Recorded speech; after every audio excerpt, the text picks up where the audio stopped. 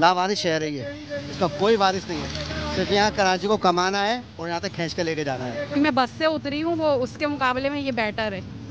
वो बहुत ख़राब ड्राइविंग कर रहे होते हैं, ना अपनी जान की परवाह होती ना पैसेंजर्स की।